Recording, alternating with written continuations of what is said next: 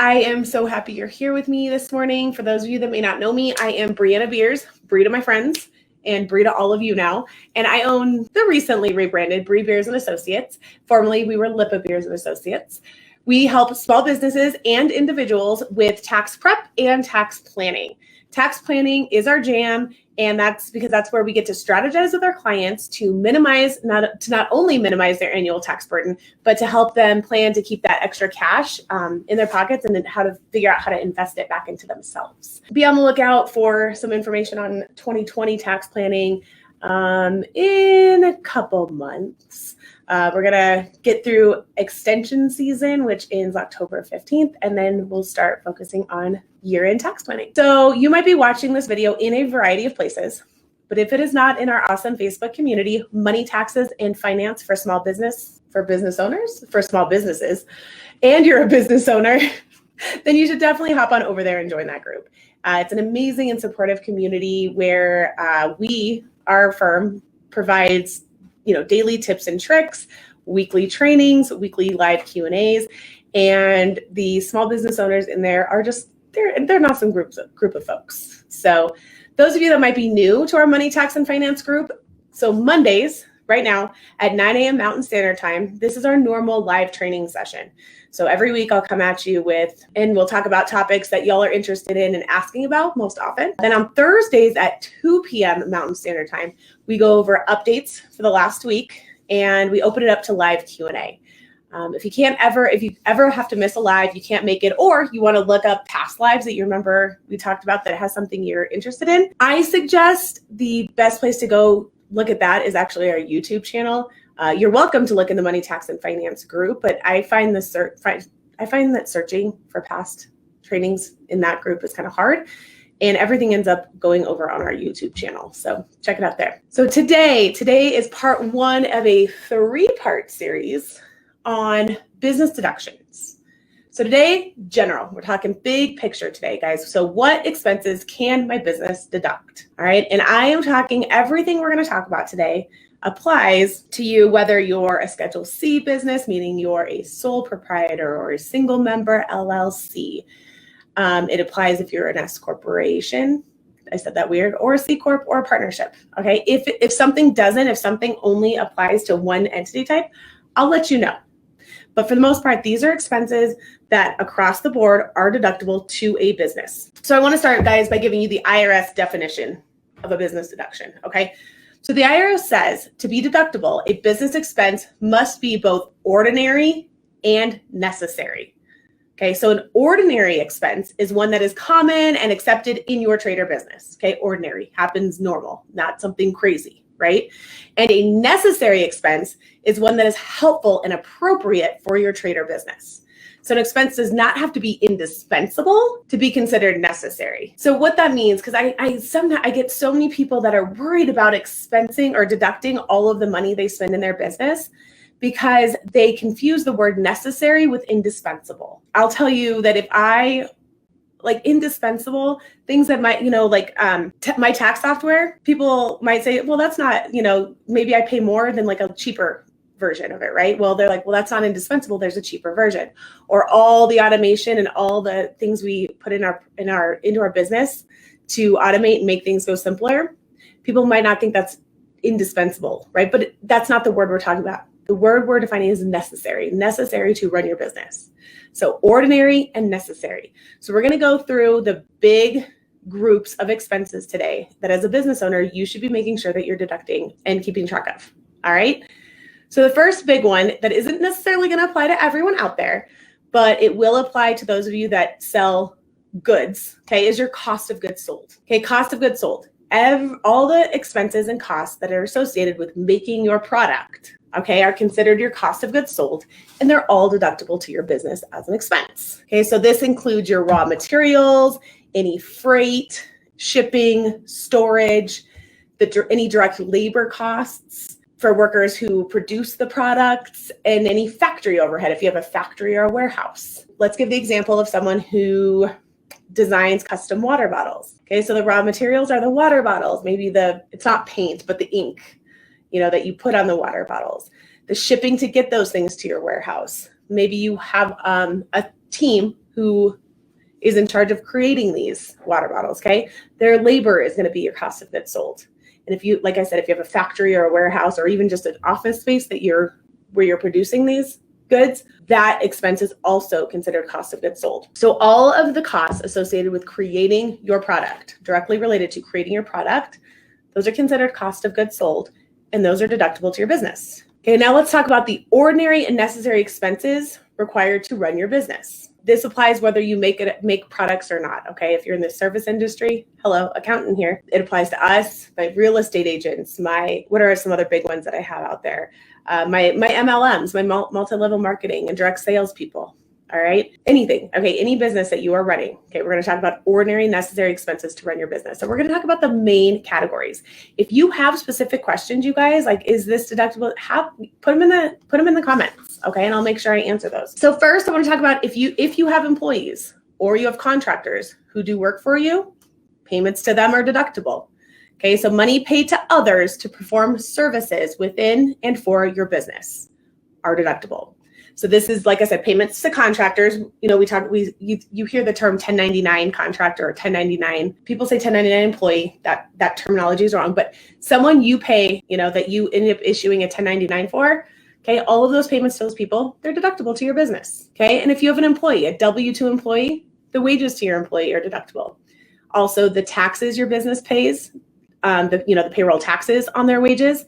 If you have any employee benefits, health insurance, retirement contributions, all of that, everything related to the wages you're paying your employees, all of those expenses are deductible to your business. So the next thing, you guys, rent. Okay, rent paid as an expense for property that you use in your trade or business is deductible. Okay, we're talking about not only rent for office space or rent for a warehouse space, but also rent for equipment.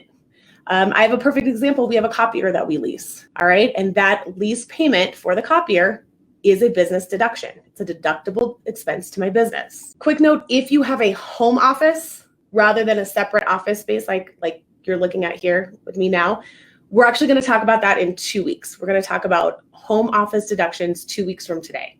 Okay, so when I say rent for office or warehouse space, I specifically mean rent that you are paying for space outside of your house that you're paying to somebody else. So along those same lines of rent, if you own the building that you're running your business out of, the mortgage interest would be deductible. But let's talk about utilities and repairs and maintenance.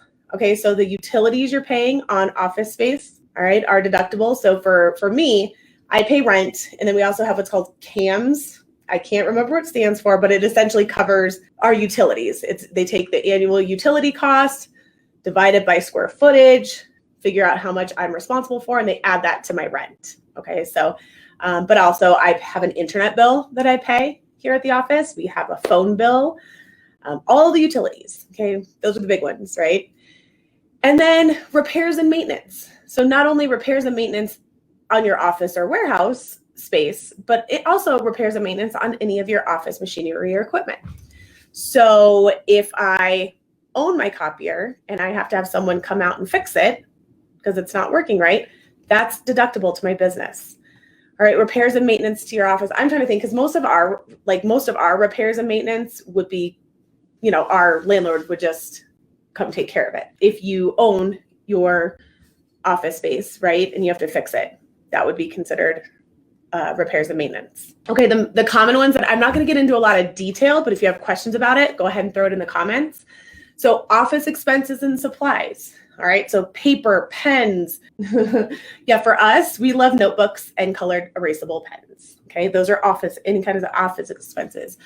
Supplies. So for us, we have to mail stuff back to our clients. So the envelopes and the postage. Yeah, so office expenses and supplies. Next, advertising and marketing. All right, anytime whether you're printing stuff, printing actual documentation for your potential clients, or you're advertising on Facebook or somewhere else on the internet, or you're putting your business name on the back of a Little League t-shirt. Any of those are advertising and marketing, and they're all going to be deductible to your business. So the next one I want to talk about, you guys, is meals. And I want to talk about this right after advertising and marketing because I get a lot of clients who take potential clients out for a meal and they try to stick that under advertising and marketing. Okay. But anytime there's food involved, it's going to be included under meals.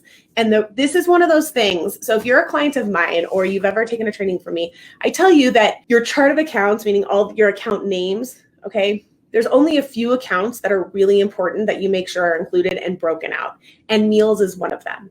The reason being that business meals typically are only deducted at 50%.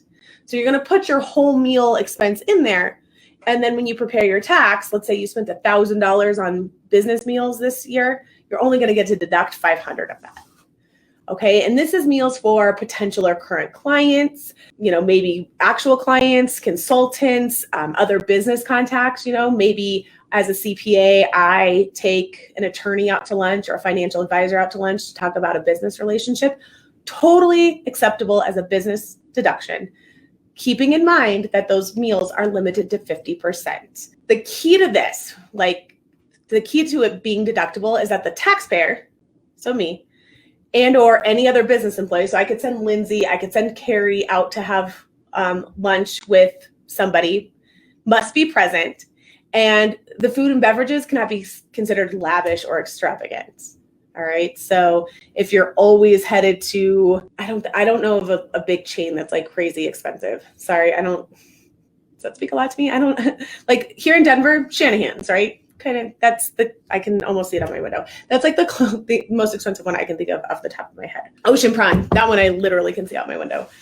Though, sure, you can go there every once in a while, but if you're taking every single client there and you're going crazy, keep it legit. All right. When you're deducting meals, okay, you need to make sure you're recording or logging the business purpose and the client or the person you're meeting with. Okay. And you don't have to have a separate log. If you use a Google Calendar, whatever your calendar app of choice is, that will work. Okay. That will work. So and the reason I tell you that is because if you were to ever get audited, that's what they're going to ask for. When you get your meals and travel are the top two most audited expenses. Okay. And so those are the two we want to make sure you're keeping a calendar for, so that if you do get audited, they can match up your trip to Ocean Prime with, on your calendar, I see potential client meeting with Joe Smith. Okay. So your Google Calendar, or whatever calendar app you use, or if you use a paper planner, that's fine too. So meals, make sure you have all of your meals included in a separate account. Okay. And don't get extravagant here, you guys. Don't, if you guys have heard the saying, what is it? Pigs get fat, hogs get slaughtered. Okay. Don't get crazy. Don't get, keep it legit. Only take legit meal expenses, business meal expenses. Okay. So next I want to talk about legal and professional services. So when we see this category, we think attorneys and accountants, but I also want you to make sure you're thinking business coaches or consultants, words break, consultants. These are also business deductions. Okay. So if you are meeting, maybe you have an ongoing business coach, maybe you have a one-time meeting with a business consultant. Okay. But those are also expenses to your business, deductible, legit business expenses to your biz. So then that brings us to continuing education and training. So the one I get a lot is courses required for licensing, right? If you're an accountant like me, I have to have a certain amount of continuing education a year. I know my real estate brokers out there, same thing. My attorneys, my financial advisors. If you have required continuing education to keep your professional license, business expense, if you're not getting it reimbursed by somebody else or somewhere else. In addition to that, courses that help you run your business. So just like your business coaches are a legit business deduction. So if you take a business course, or I'm going to throw my girl Jamie out there. Jamie has a fantastic financial basics course. So if you take that, because you're taking it in order to learn how to better run your business finances, business deduction. Okay. Travel. So when we talked about meals, I told you that meals and travel are the top two most scrutinized expenses when it comes to an IRS audit. Okay. But what we talk about when we talk about travel. So if you have to travel for your job, and or you have to travel for, maybe you are taking a conference, or, for me, we have QuickBooks Connect is a big one that accountants and bookkeepers go to. That's every year. So if you're traveling for your job or for a training or for continuing education, business deduction. Let's talk about some limitations there. Okay, so one thing, it's only your portion of the travel. Let's say I find an accounting conference in Maui, because Hawaii is one of my favorite places in the world. So I find a 3-day conference in Maui. So I'm like, well, I'm going to bring my family along and we're going to stay for 2 weeks. Okay, so yeah, I'm going to spend half my day, those first 3 days in a conference, but my family can go play in the ocean, go do some fun stuff, and then we're going to tack on a vacation after that. Okay, so first of all, only my travel is a business deduction. Okay, only my plane ticket, because it's business deduction. If your spouse works in your business, and they're going to a conference too, that's different. But if it's my business, Travis and my kids, their plane tickets, not a business deduction, just my plane ticket. Then my lodging. Okay, so my plane ticket is going to be 100% deductible, whether I just go for the conference time or I tack on a vacation afterwards. Okay, because what they're thinking is you got to get there and back regardless, right? So that's going to be 100% deductible regardless. But lodging, okay? So lodging is only going to be a business deduction for the period that's covered by the work-related activity. So for my 3-day conference, only 3 days, maybe 4, is going to be considered deductible for my business. And here, guys, there's no need to try and separate out, split it 50-50 because your spouse was staying with you. Because again, they're thinking you have to lodge there regardless. Okay, so you can take the full lodging for the amount of the time you're spending business there. Okay, and then your portion, business owner's portion of any meals eaten during that business conference time. So again, with travel, make sure you're logging this. Make sure it's on your calendar what you were doing, even block it off. I was at a CPA conference for 3 days in Maui. All right, so if you ever do get scrutinized and looked at, they can look at your expenses and look at what you recorded and deducted, and they can tie it out to your event. All right, and it is a lot easier to just keep a calendar now than to try to go back and try to rebuild that. So let's talk taxes. So taxes, federal, state, local, foreign taxes directly attributable to your business can be deducted. Okay, can be deducted. So when we think taxes, okay, when we're talking about deductible taxes, we're talking about payroll tax, like I mentioned under wages. We're talking use tax.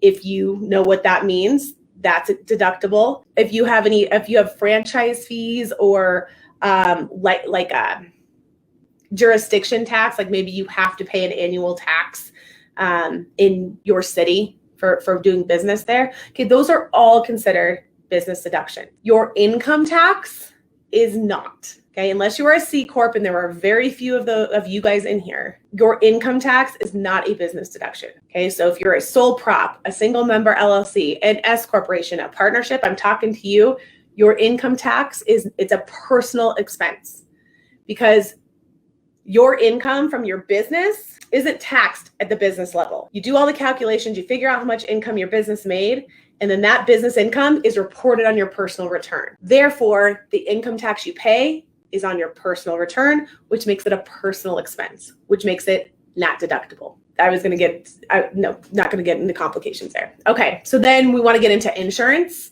So ordinary and necessary costs of insurance for your business. So we're talking workman's comp, liability insurance, employee health insurance, errors and omissions, malpractice insurance, all of those business deductions. You're good. Interest. Okay, interest paid on money you borrowed for business activity, deductible. So interest may be on a business credit card or a business line of credit or a business loan. Keyword here, business. That interest is going to be deductible. There are limitations for really, really, really high earners on this business interest that came into play with the Tax Cuts and Jobs Act. But knowing the demographic of my Facebook group, I don't think y'all need to worry about this. It's like millions of dollars. Okay. So then real quick, so you guys hear about business use of your vehicle and business use of your home. And I just want to tell you guys that we're going to talk about those in the next 2 weeks. So next week, a week from today, we're going to talk about business use of your vehicle and how that's deductible. And then 2 weeks from today, we'll talk about business use of your home. Okay. And the reason being that these are so in depth that they need their own training. And then the last thing I want to talk about real quick, guys, in terms of things you can deduct, capital expenses. So capital expenses are big items you buy, right? So for most of us, a capital asset or a capital expense might be our laptop or our computer. Okay. And things bigger, if I bought the copier, that, if I have machinery I need. But for lots of us, we buy computers, laptops, and such. And what they say, guys, that's not just an expense in the year you take it. Okay. You have to do what's called capitalizing it and depreciating it, which we've done a whole training on, and I'll do this again. But typically there are 3 types of costs that you have to capitalize. Business startup costs, meaning those expenses you paid before you actually start doing business. Your business assets, like I said, laptops, computers, things. Typically, we say things over $2,500. There's different thresholds, but keep that in mind. And improvements to so if I owned my office space and I wanted to demolish it and redo it, that's going to be considered a capital expense. So before I let you guys go, I do want to talk about some common items you cannot deduct. Common items you cannot deduct. Okay, so fines and penalties. The most common one I see are parking tickets, vehicle tickets. Those, even if your business owns the vehicle, those parking tickets, those violations, not deductible. Okay, anytime you're paying a fine or a penalty, not deductible to your business. You can pay it with your business money because it's a business cost, but it's going to not be deductible when it comes to calculating your taxable income for the year. Okay, a big one, especially right now with us coming up on election season, political contributions. Okay, political contributions are not a business expense, nor are they a deductible charitable contribution, guys, on your personal either. Okay, so political contributions that ends up being money you're paying out just because you support the political candidate. Okay, you do not get a deduction for that. Illegal activities. So you can't deduct money you paid for smuggling illegal substances into the US or money laundering or any other illegal activities. So bribes, kickbacks, that's nobody in this group, but I just wanted to say that. And like I had touched on when we talked about deductible taxes, remember that income taxes are not deductible. Okay, club dues. So whether it's to a fitness facility, a golf club, a social club, club dues are not deductible. That's considered entertainment, and entertainment expense went away in 2018. Commuting costs. So my cost to get from my house to my office, not deductible. If you have a home office, then any driving you do is going to be considered deductible. So we'll talk about that when we talk about business use of your vehicle. Business gifts, over $25, okay? The IRS says you can only deduct $25 for a business gift that you give directly or indirectly to any one person, all right? So giving those a $300 massage, you only get to deduct $25 worth of that $300 massage. Business clothing, I get this a lot, okay? If it's a uniform, uniforms are deductible. Any other thing that you're just buying because you feel like you need business attire, not deductible. The biggest one I get is my trainers who want to deduct all of their Lululemon. Kind of the general rule there is if you can wear it outside of work, it's not going to be deductible. So your suits, your dress clothes, your workout clothes, okay, not deductible. That brings me logoed clothing. Okay, logoed clothing is you're going to be able to deduct that if you're required to wear it while you work. So it brings me back to my trainers. Okay, so if your gym that you work at as a trainer requires you to have logoed workout attire on while you're working out, then having to buy that clothing and have it logoed, deductible. You're going to be good. Grooming service is the last one. It's almost the last one. So many people want to deduct their haircuts and their pedicures and their manicures because they need to look good for their job. They need to look good to run their business. Okay, not deductible. Grooming expenses are not deductible. The exception, okay, couple exceptions. If you're actually like a makeup artist or a hairstylist, okay, that's one thing. Or if you need your hair and makeup on a business photo shoot day, you might be able to get away with that. But your everyday normal haircuts, manicures, pedicures, not deductible. Okay, and then I just want to remind you guys one more time, entertainment. I kind of talked about club dues, but entertainment, meaning your season tickets, your heading to the golf club course, those entertainment expenses no longer deductible. Again, you can pay for it from your business. If you're taking clients out, you're allowed to spend your business money on it, but it's not going to it's not going to reduce your taxable income. All right, cool. You guys, thanks for hanging out with me a little longer than normal. That is that. I will see you guys this Thursday, 2 p.m. Mountain Standard Time for our updates and Q&A. As of now, we have no new updates on anything that we're waiting for Congress on, but I'll keep an eye on it between now and Thursday. That said, go ahead and post any questions you have in the group. All right. Otherwise, you guys, thanks for spending your Monday morning with me, and I hope you guys have a fantastic day.